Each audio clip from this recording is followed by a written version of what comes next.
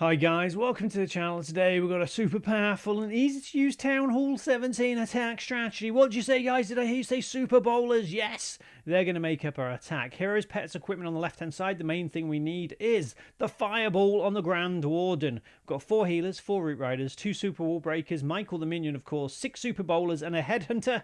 Spells are going to be 4 invisibility, 2 rage, 2 earthquake, an ice block spell, revive spell, poison spell, and we're going to be using the troop launcher. I think that's what it's called, isn't it, guys? With a couple of root riders and an ice golem inside so it can support our main attack. So the first stage of the attack is a Grand Warden walk with, say, 4 healers on one side of the base. First stage then is going to be looking at the base and thinking, yeah, where can we get maximum damage from the fireball? And of course we've got those earthquake spells to try and help out damage those buildings beforehand. Then of course you've got the invisibility spells where you can hide other defenses so your fireball goes where you want it to. This takes a bit of practice, but on the right bases, guys, with the right layouts, you can do so much damage and it's really satisfying. I'm not a particularly good player, so this stage of the attack for me is the most difficult. Grand Warden walk, he should be okay. Just don't pick anywhere with like the monolith, single target infernos, loads and loads of nasty defenses where he's going to struggle.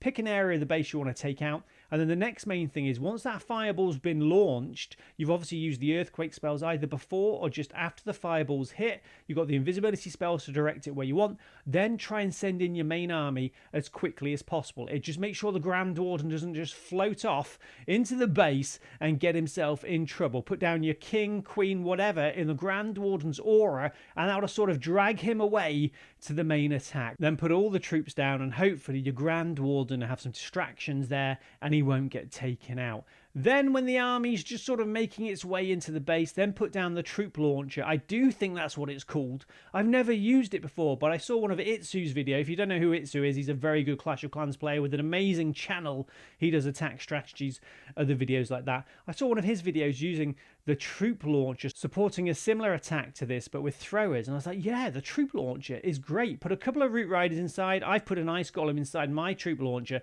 Then, of course, those root riders are come and help open up the base later on. So yeah, the troop launcher with this works really well. The only thing you really need, like I said, fireball. We'll go through the other hero equipment in just a moment, and if it's done right, guys, this can be devastating. It's a really good attack. Yes, it's a bit more complicated than the attacks I normally cover on this channel, because guys, what I normally do is make easy to use attack strategy videos. I always say this, it's true. I'm about 9 million years old. I've got the reaction speed of a slug that's asleep, so I need easy to use attacks. I don't want loads of troops. I don't want 500 troops scrolling across. They're still there at the end of the battle. I get confused, drop my phone. Yeah, 1 star. So I need easy to use attacks. I think this is a bit more advanced than what I normally do. But guys, as you can see, you get loads of value with this fireball Warden walk at the beginning. We need to be using it. I think we need to learn different attack strategies. So we've got the Grand Warden on the right hand side. I've used a rage spell to help out. I don't know where I'm looking on this base. Where do I want to take out? I think one of the top priorities has to be the monolith. The more and more practicing I'm doing at Town Hall 17, the more the monolith is really annoying me. It can really ruin an attack. And guys, you've just witnessed possibly the worst fireball in the history of Clash of Clans. That was not a good fireball at all. It went to the left-hand side, and unfortunately, it did not do what we wanted. I wanted to take out the monolith or maybe go to the compartment above with a scatter shot. And remember, guys, sometimes that's going to happen. The stages are, you start off your Grand Warden walk, identify an area of the base you want that fireball to hit, put down a couple of earthquake spells to help weaken the buildings, and then, of course, sometimes you're going to have to hide other defenses so the fireball goes where you want. Sometimes there'll be a sneaky little Tesla you haven't seen and the fireball just go off behind you. You know, sometimes mistakes will be made. Just take your time. You've got enough time to put down 1, 2, 3 invisibility spells, then send in that fireball. And sometimes it'll go wrong like this. But can we still get 3 stars? All our troops are sort of going around the base. It's a horrible funnel, horrible fireball. But can we still get 3 stars? Troop launcher firing those troops into the battle. We got Michael the Minion on the battlefield. Can he help us get 3 stars? Well, hopefully, guys. So yeah, I'm trying to find you these different attacks. We do have another replay in just a moment. By the way, different attacks mean different strategies, different metas, using different heroes and equipment. I love just using all dragons and invisibility walk. I mean, that's a little bit advanced, but that's sort of my favorite attack for getting 3 stars at the moment, or some sort of Yeti clone or super Yeti clone with mass dragons, you know. But guys, This is a really good attack strategy. Yes, super bowlers can be a bit difficult to use, but we've got those healers to help keep their health topped up. And another variation of this, if you want to see another video, instead of the super bowlers, I've been using throwers. And I have to be honest with you here, I do think this attack strategy is brilliant and can really work well for you. I think throwers probably work a bit better. They're a bit easier to use, a bit more forgiving than super bowlers. So do check out one of my other videos. I'll link it at the end of this. But don't go away just yet. No, we do have another replay in just a few seconds, guys. So we did manage, or we are going to manage to get 3 stars, even with that awful start to the replay with the world's worst fireball. But I've got to be honest with you guys, like I said, I'm not a particularly good player, so if I can manage to get 3 stars, yes, albeit with maxed out equipment, etc., then hopefully you can. So on to our last replay. This is a friendly challenge. This is how I sometimes practice doing some friendly challenges. As you can see, we're at 6 o'clock on the base, and I'm not really sure where I want to send my fireball this time, but we do have the monolith. I think a flame spinner, is that what it's called? Anyway, we want to take out those. The flame spinner, if that's what it's called, can be really, really nasty, and we haven't succeeded. But no, the earthquake spells were there. You can send in the earthquake spells before or after. It depends, of course. If there's battle builders there, they might start repairing things.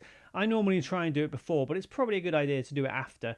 Probably less complicated, one less thing to worry about. And we're doing okay here. We've got bowlers on the left. That's our funnel. Let's get the troops into the base. Yes, sorry guys. I said about 5 minutes ago about hero equipment. So on the king, spiky ball and earthquake boots, I think it's a great combination. You know, it just opens up the base, makes things a bit easier. On the queen, I do like action figure and magic mirror, or action figure and healer puppet, or you can use magic mirror and healer puppet. But action figure for me is absolutely fantastic. Raw champion, I like rocket spear and electro boots. And of course on the grand warden, we need fireball for this at the beginning, and rage gem just benefits the main army. You don't want to be using eternal tome, it'd be wasted. And as you can see guys, we're doing okay, and I think we're going to get 3 stars. The raw champion helping out here, and I think I just saw a tornado trap triggered in the middle of the map. And guys, you have to be careful. Tornado traps do exist in real life.